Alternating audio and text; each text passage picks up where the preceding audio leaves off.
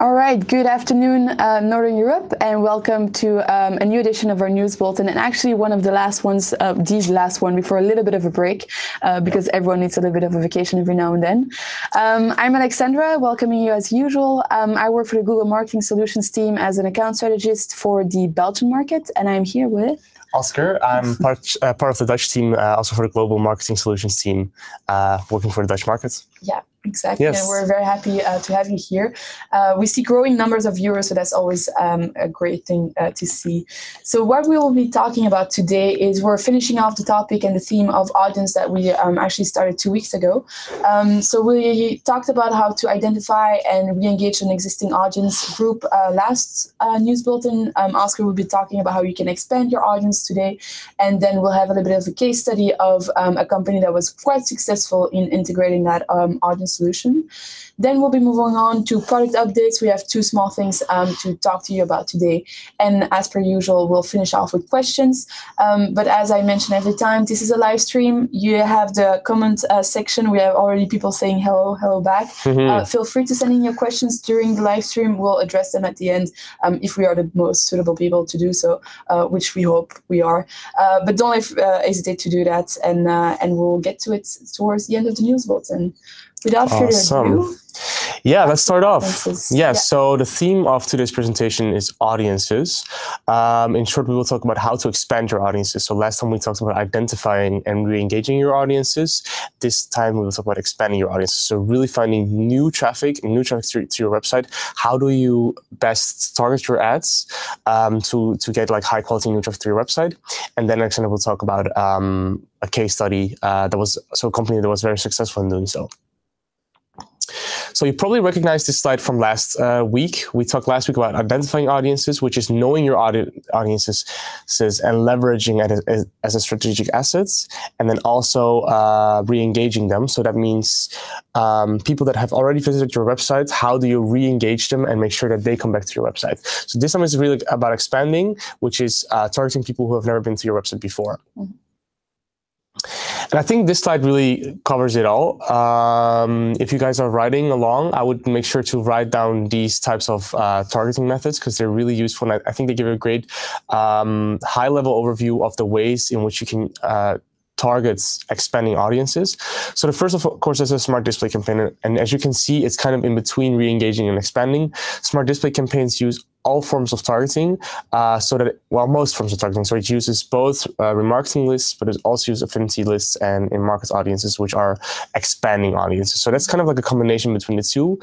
That's also why it's such an easy solution, because it does all the work for you. You don't have to look yourself whether it's a better idea for you to expand or to re-engage. Smart display audiences campaigns do it for yourself. And similar audiences. So any type of audience list that you have available in your audience manager, in your AdWords accounts, will be taken into account in your smart display campaign. Exactly. And that's also why I'm such a big fan of it, because it saves you so much work and it saves you so much effort. Mm-hmm. But I do think it's a very good idea to know who your audience is. So do have a look at your AdWords account and try to also have an idea of that. Other ways to expand your audiences is, of course, demographics. You can set bid adjustments in your AdWords account for certain genders, age, locations, time of day, devices even. Mm-hmm. So I think those demographics are very useful. Have a look at your conversion rates per demographic, and you can always adjust your bid adjustments according to demographics to expand your audiences. But also know that smart bidding takes that into account automatically as well.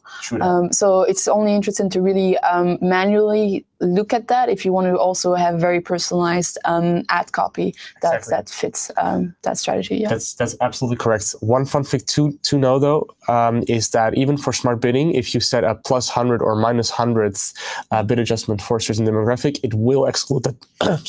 It will exclude the demographic. So let's say you're using a target ROAS strategy, but for a certain campaign you're using a -100 bid adjustment for, let's say, females, then the campaign will only target on males, and that is only the case with -100 or +100 bid adjustments. Yeah. Then on to affinity audiences. Affinity audiences are audiences where Google looks at whether people have been consistently searching for a certain topic over a longer period of time. And usually these are hobbies or just things that people are interested in, and really it's part of their personality, as Alexander always likes to describe it. So let's say a good example is Asian cooking. I might be really interested in Asian cooking. I'm always looking for new recipes. I'm always looking for like the latest news or maybe trends in Asia. And I'm looking on that on a consistent basis, then I will probably be part of that affinity audience. And it's a really good way to target people that have an affinity with your products or with the category of your products, or maybe even with your brand. Yeah, absolutely. In-market audiences, on the other hand, are kind of the opposite. In-market audiences looks at whether people have been searching for a certain topic, very often in a very small period of time. So these are usually products that people have a need for, and then immediately they want to fulfill this need. I think a great example for an in-market audience is a locksmith. Nobody will be looking for a locksmith over a longer period of time. Usually people just need a locksmith right away because they're locked outside of their house. They go on their mobile phone and they need a locksmith right away. So that's a perfect example of an in-market audience. Absolutely. The way I like to explain it, because it may seem like there's a bit of an overlap between the two, but the way I like to explain it is, for example, if I have an interest or a hobby in gardening, I will have this affinity toward gardening. I read blogs about it. I research on a constant basis. It's, as Oscar said, part of my kind of online persona. I'm interested in gardening. But if this week I want to buy a flower, I am now in market for flowers. So the main difference you need to really remember is that of commercial intent. If I'm in market for something, that means I want to buy it. And we also calculate that audience over a 30-day window. So that means that over the last 30 days, the people in that audience have constantly proven or shown their commercial intent in that product category. So that's kind of the difference between the two. I think that's a great description. And I think that you really clearly also illustrate that affinity audiences in that sense are a bit more upper funnel way of marketing. It's a bit broader. And in-market is really indeed about people that are in your markets that are really searching for a product, and thereby a bit more lower funnel. I think one last thing also interesting to note about in-market audiences is that Google automatically excludes people that have already converted or that have already purchased within that time span. So you really are sure that in-market people are people that are still looking for your products. Actually, also a newer feature of Google is the custom intent audiences, which is now a newer feature, and it kind of falls under the category of in-market. Custom intent allows you to target your display campaigns based on the keywords that those people in that audience have searched for in search. And we have a custom intent, and we can also build custom affinity audiences. So it's really just about you telling the system what your ideal audience look like based on keywords that they might be looking for and queries that they execute on search, but also websites that they're very likely to be visiting at the moment. So now is also a good time to then think about the complementary aspects of different types of product groups, of particular seasonalities, like we were talking with Oscar, for example. If you're selling certain kitchen appliances, I don't know, let's say a new oven, which type of person was going to look for a new oven? Mostly people that are moving houses or renovating their current house. So you might want to target people that are looking at construction sites and just vendors that can really do home improvement work, because those people are also much more likely to be interested in an oven right now. So that's kind of the things and the strategies to keep in mind when you're trying to build your own audience. Absolutely. Also, one more note, because I got this question quite often: where do you actually find these audiences, the market and affinity? When you create a display campaign, it will simply show under the audiences settings. You will have three options. First one is remarketing, second one is in market, and the third one is affinity. And it will just give you those three options when you make a new display campaign. So it's really easy to find. And you can also make one manually, of course, and then add them into a display campaign, but that's the easiest way to do it. But what I would also talk about with your account strategist, if you have one, is ask them if they can provide you the audience catalog. That's something I'm doing a lot with the advertisers I work with at the moment. And it's just a complete overview of all the audience segments that are available in affinity and in-market audiences on our platforms. So because it doesn't make sense to reinvent the wheel. So make sure that you have kind of an overview of everything that's already available that was machine learning powered. Look if there's any audiences that already matter for you there. And then on top of that, look at building your own custom audiences. Yes, audience catalog, very good one to keep in mind and to ask your account strategist for, definitely. On to the next one is audience keywords, which is a bit of a different type of targeting. This one doesn't really look at the characteristics of the people in your audience per se, but it more so looks at where your display ads will be placed in terms of which type of websites. So let's say that as an audience keyword you fill in flowers, then you can be sure that your display ads in your campaigns will be only displayed on websites that have to do with flowers. So this one is more about contextual targeting, not so much audience targeting. Contextual targeting in the sense of which websites or which types of websites your display ads will be placed. Absolutely. And finally, similar audiences. Similar audiences is a great one. How I like to describe similar audiences is a group of audiences that shares a lot of the characteristics of your current original lists. And I personally like to really use it in combination with my remarketing list or my all website visitors list, and then create a similar audience. So that's people that really look like the people that are visiting your website right now, which can be a really interesting one to look at. Again, this is being determined with machine learning, and it looks at a lot of demographics. It looks at search history. One trick that I really like that I actually found out about a few months ago, which I use almost with all my clients, is to make a similar audience list for your converters and to implement that one. So then you have a list that is really of people that are very similar to your converters. I think it's a really great one to specifically target towards people that look like your converters and look like your current customer database. What I want to mention here is a question I get quite often as well. When you go within an audience manager and you see this automatically created similar audience, and you see that it's available across all platforms, right? It's available on search, it's on YouTube, but you see a large difference in size when it comes to different channels. It's important for you to keep in mind that the way we build a similar audience for search, we do it in different with the way that we would build a similar audience for display or for YouTube. In order for us to be able to call someone similar to someone else on search, we have to define that in a very strict manner, because that means that they have to research or search or perform the same type of queries. That's already quite a narrow definition of a similar audience, which is a little bit different for everything that's a bit more upper funnel, where it's easier for us to say that two people are similar on basis of their interest or affinity or in market segments. So that's why you see a bit of a difference in sizes. It's because search, as for anything else, is more performance-based, so we are much more stricter in how we define an audience there. Definitely true. Yeah, I would absolutely agree with it, and that's very interesting. Indeed, you always see with your audiences that there's a different size between the search network, display network, and video network. Because so it's actually different lists. Yeah, different requirements. That's a good point. All right, so this is a quick overview of basically all the audiences that you can use for expanding. But indeed, as Alexandra said, talk to your account strategist as well and ask for the audience catalog. It will give you a bit more of an in-depth overview. So the great thing, what I think about AdWords, is just I wanted to state again, is that we have over 1 billion users on 7 of our properties. You see all of them here. So that's the Google Search Network, Android, Gmail, Google App, the App Store, Chrome, Maps, and YouTube. And I think this really powers AdWords in 2 ways. On the one hand, it increases our reach, of course, because it's very easy to reach people on most of those platforms. But at the same time, it allows us to gather a lot of data about our audiences. And this is actually the way that we can really make comprehensive audiences in many different ways and formats, which is mainly because of all the properties that Google has.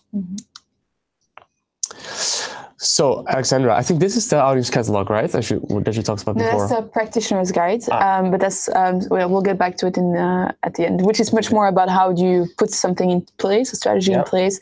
The audience catalog is really just an overview. True. Yeah. Exactly.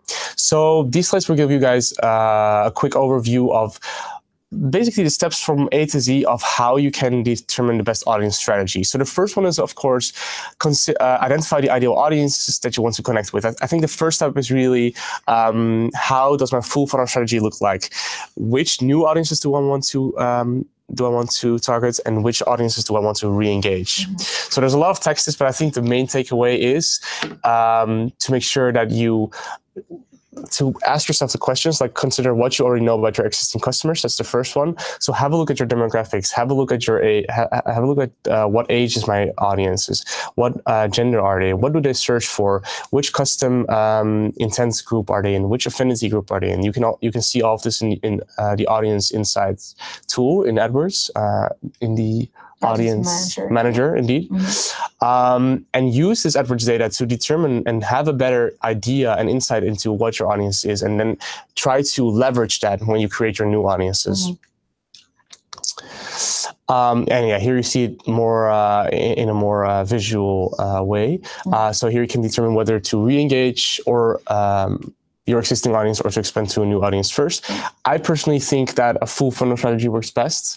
I think you should think about both attracting new customers to your website and also making sure that the customers that have already been to your website, that your conversion rate increases. And I think the combination between those two is really important.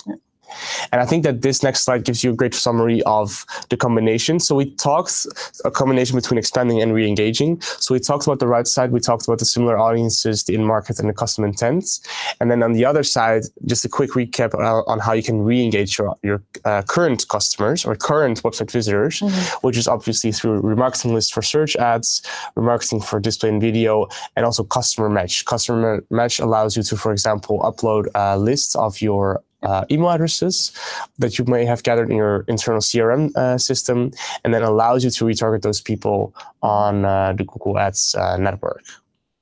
And again, you see smart display campaigns is kind of on the verge of both of them, which is personally why I really like to use them as well. One last point that I would like to make regarding audiences is that lower funnel audiences, such as RLSA and customer match, usually have higher CPA, but lower conversion value. Sorry, lower CPA, but also lower conversion value. So the cost per acquisition is usually lower because these people are already deeper in the funnel and you don't have to put in so much effort to attract them to your websites. On the other hand, more upper funnel audience strategies usually have a higher CPA, but also have a higher conversion volume. And that is because they are broader in targeting. So you can really target more people. But at the same time, it's also a bit, because it is broader, you will also be more likely to maybe target people that might be less interested or less deep in the funnel, driving up your CPA. So there's this kind of thing that you need to think about. I think one of a key takeaway here is that different audiences have different purposes, have different ways to be reached and targeted, which means that they need to be translated into different campaigns that are powered with different smart bidding strategies or bidding strategies. But of course, we prefer smart bidding strategies, especially when layered with audience solutions. So one thing, for example, that we see happening a lot, for example, in display campaigns, is that we will have one display campaign, one ad group, and all the different audience targeting in one ad group. That's usually something that we advise against, just because that means that you don't have a lot of control. It's difficult to know what works, and there's a little bit of a cross-contamination there, and you're kind of putting a lot of conditions to the system before you're going to even be able to show an ad. So don't be afraid to really go deep when it comes to structure, planning out, because again, different types of targeting have different purposes, and they should be bidding in a different way as well.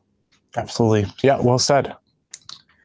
Cool. Talking about a company that is doing quite well with audience solutions, it is Lendit. So Lendit is a peer-to-peer lending platform, a Korean company actually, that is kind of the typical fintech startup story. They started working or launched their business in 2015, and for the 24 months that followed that, they were achieving double-digit growth, which is great, and also what you would expect and hope from a startup. But what was kind of happening was that even though they were growing really fast and they were doing really well on the user acquisition part, they were lacking a scalable approach when it comes to that user acquisition strategy. And so they were looking for a way to not only make it scalable, but also standardize it, formalize it a little bit, and just make it more manageable in general. So that was kind of the setting that Lendit was in. And the approach they went for was actually to mostly leverage the Google Display Network. So you have to imagine a fast-growing company acquiring acquires a lot of data about audiences, which means that they are able to segment their audiences into different categories, different profiles. And once they had that profile built, they were able to translate it back into our tools in terms of, for example, affinity or in market audiences. Here, they decided to go really all in on the affinity targeting. So basically, because they had a good idea of what type of affinity the people that already came to Lendit, they were able to use that information to power an expansion and this user acquisition strategy. So the affinity audiences was really a main pillar of their strategy here to acquire new users. And the second pillar was to be able to use smart display campaigns, kind of to make sure that they would cover everything that they weren't covering manually with the affinity audiences. Not only that, but also to power that rest of audiences with smart bidding to make sure that they would just have the right bids for the right audience at each auction, but also to make sure that they were leveraging the best assets and ads for all the devices. So very quite like overarching audience strategy, only using 2 products. And that was quite successful for them as they increased their conversions in almost 400%, which is crazy, considering that they were also able to decrease their cost per acquisition. Keep in mind that an acquisition here is a new user for Lendit, so that's actually great news because it's actually in lifetime value. That's also means a lot. So they were able to decrease that cost per acquisition by 40%, which means that the strategy they chose was quite efficient. And not only the strategy, but also the assets they had were efficient, since we also saw the conversion rate improve by 163%. So great results, exceeded expectations, only using 2 types of products, but because they knew exactly which type of products to use for their audience because they had that primary data there available. So I think that's kind of the key takeaway here, is to make sure that you have that first step of identification there. I'm not going to quote Angela Park entirely, but the point here was that she mentioned that audience solution was a breakthrough within their acquisition, their marketing strategy in general, which is a great thing to hear for us. But it's just a point again that it's interesting to really experiment with different types of solutions and strategies, and that audience can play a big part in that. As per usual, go to Think with Google for these type of cases, success stories, inspiration, key numbers and facts. You will find all of it there. And I think that's always a very good base for any type of conversation that you can have with your end advertiser. Absolutely. All right, when it comes to product updates, we're a little bit light this week because we have actually a huge announcement that's coming tomorrow, which we cannot talk about today, but you will all see it tomorrow, I think even in the news. So a bit of a shame we can talk about it now, but we'll be coming back in August with plenty of updates for you. In the meanwhile, actually, this one is a really interesting one, especially for all omnichannel players here. And that is that we are expanding the use of our affiliate location extensions to YouTube. So kind of a key number for you to keep in mind here. 80% of people that are looking for a product right away will go into a store, which is why making the location of your stores extremely important. So with the affiliate location extension, you can actually make sure that the right story is being shown to the right audience, because affiliate extensions are mostly used for people that have kind of a branch or different stores that are available to audiences. So now that is also available to be used with TrueView and bumper ads on YouTube. And actually the implementation of this extension has proven to cause an increase of 15% in CTR. So I think that's a really interesting thing to implement and look at. That's great. And then last but not least, a lot of the things that Oscar was presenting today came from an audience practitioner guide that we made available to our partners. So feel free to reach out to your account strategist to get a look at it. So the Audition Practitioner's Guide is brand new and fresh. Feel free to ask for it. And then the audience catalog that we also mentioned. So that's kind of it for us today. I don't know if there's any questions. We had one question if we were talking about anything related to cloud or Firebase. No, this is kind of a purely AdWords focused live stream. I know Google Cloud has a live stream as well, so feel free to look into that. For Firebase, I'm not sure. We should talk to the app people. We talk about it every now and then, but it's not really the head focus of this live stream. Sorry, guys. Sorry, guys. And then hello to the rest. Hello, someone from Uzbekistan. Hi, Beck. Yeah. Very international viewers. Maybe also a good moment to point out that it is usually Actually for Northern Europe. focused for Northern Europe, but that's fine. Anyone's welcome to join. Everyone's welcome. Always the more the merrier. Absolutely. All right. Well, then just a little bit of a goodbye to you as we are taking a little bit of a break. We will be coming back on August 7th. The only thing I just want to mention here is that we've been getting a lot of feedback, which we are very, very grateful for. Some of you are reaching out to us personally, which is always puts a smile on our face. That's so cool. So please keep on doing that. If you have any more feedback, any themes, topics that you want to see covered, also let us know how you feel about the level of technicality that we're really bringing to the table here. That's important for us to know. We are actually setting the content now for the last half year. So we're actually just setting up the whole content now. So we're more than happy to hear from you. We have a lot of really cool things in the pipeline for you and a lot of product updates that we will finally be able to talk about on August 7th. Yeah. So much, so much things moving out of Gidas that we will be able to talk about. So I'm taking a last look into questions. No, we're good. Yeah, I think that's it. Nice. Thank you. Thank you too. All right. All right. Okay, have a great rest of the day. Thank you. Thank you for watching. Bye. Bye. See you in August.